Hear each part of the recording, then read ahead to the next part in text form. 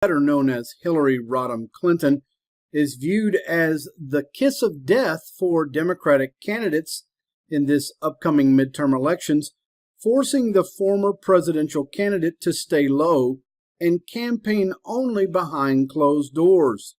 According to many different reports, not just this one, very few Democrats are willing to embrace Clinton on the campaign trail, despite the party's never universal support for her just 2 years ago, with many concerned that a high-profile Clinton presence would only dampen the party's prospects of retaking control of Washington, D.C. from the Republicans. Throughout many midterm elections, Clinton has rarely rallied together with other candidates, appearing mostly at low-key fundraisers. Hillary Clinton is the kiss of death, and she represents the part of the Democratic Party that led to historic losses and that elected President Donald Trump, according to the Washington Examiner. Democrats were relieved after Bill and Hillary Clinton announced that their international 13-city speaking tour wouldn't begin until after November's midterm elections.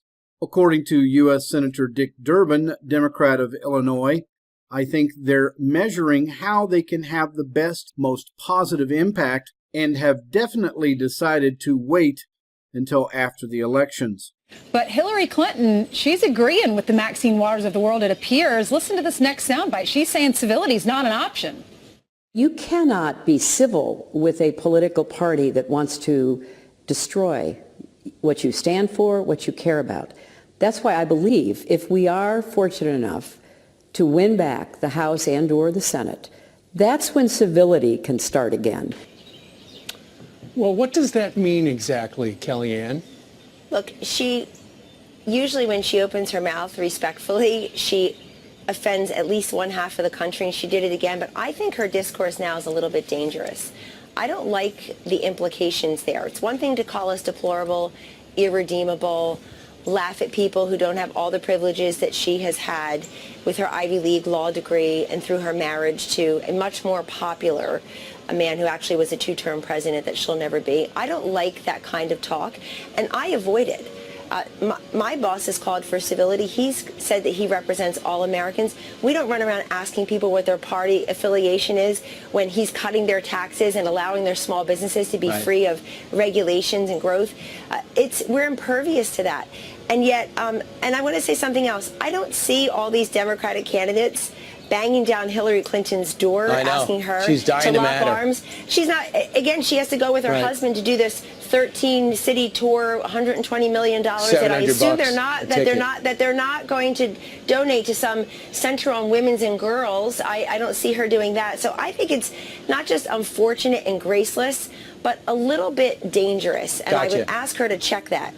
Little known to the American people about Hillary Clinton and her Uranium One scandal, this report attempts to explain is that during the 2016 U.S. presidential election, it was under intense investigation by the FBI field offices in New York City, Los Angeles, and Washington, D.C., and Little Rock, Arkansas. But when criminal evidence committed by Hillary Clinton was presented by the FBI before top Justice Department officials, they were all met with stern and icy stares and had their evidence outright dismissed, with one of the top-level FBI officials participating in this meeting stating that was one of the weirdest meetings I've ever been to, unquote.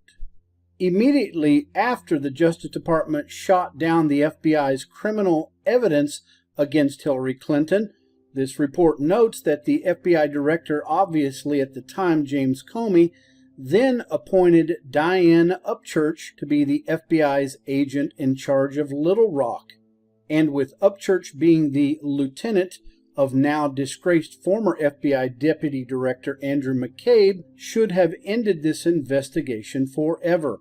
Most unfortunately for Hillary Clinton, though, this report continues, Donald Trump won the U.S. presidency instead of her, and who ordered a new FBI investigation into Hillary Clinton's crimes to begin, and that Clinton's chief spokesman, Nick Merrill, excoriated the FBI for reopening the case, calling the probe disgraceful and suggesting it was nothing more than a political distraction from President Trump's Russian controversies. Far from Trump's new investigation into Hillary Clinton being disgraceful or a political distraction, however, this report does note the Inspector General of the Department of Justice, Michael Horowitz, did indeed determine that both the FBI and Justice Department broke the law in their investigation of Clinton during the 2016 U.S. presidential election, with his findings then being referred for criminal prosecution,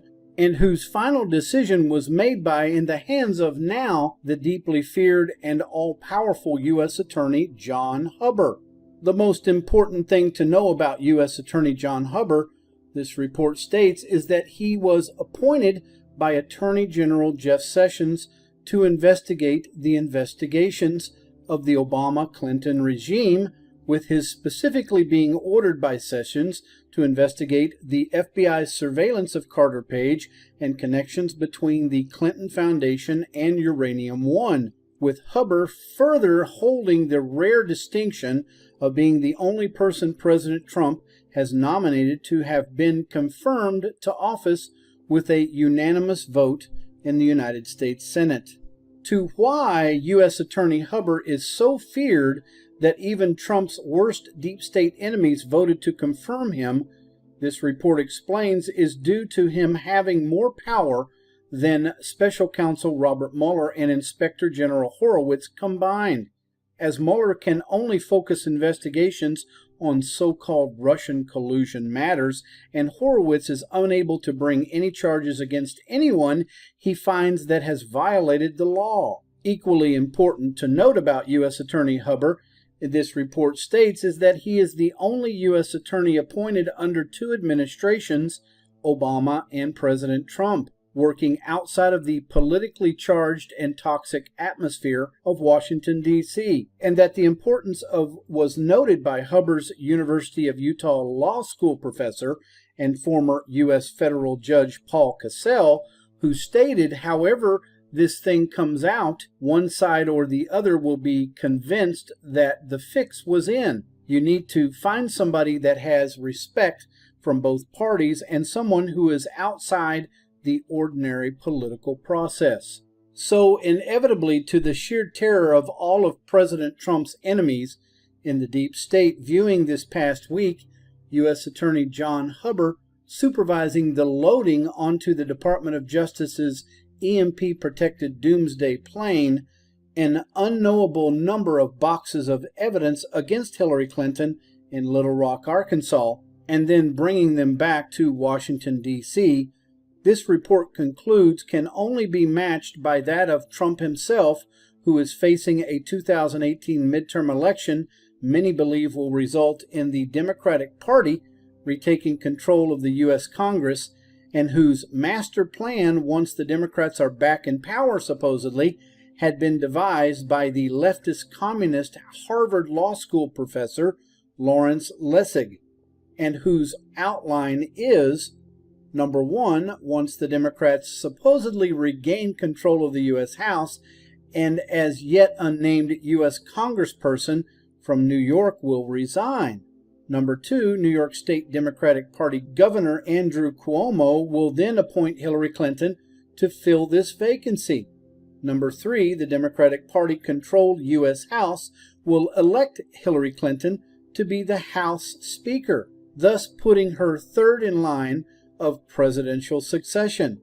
Number four, both President Trump and Vice President Mike Pence will be quickly impeached and thrown from office, making Hillary Clinton the 46th President of the United States. What a laugh. So, ladies and gentlemen, this is just further evidence that President Trump is the right person in the office, just like congressmen and senators and Hollywood actors and actresses who can't stand President Trump. It's only because they have something to lose because he's in office, because he will tell you the truth. He will tell you what's been going on and what these crazy, loony, liberal lunatics have been getting away with for decades.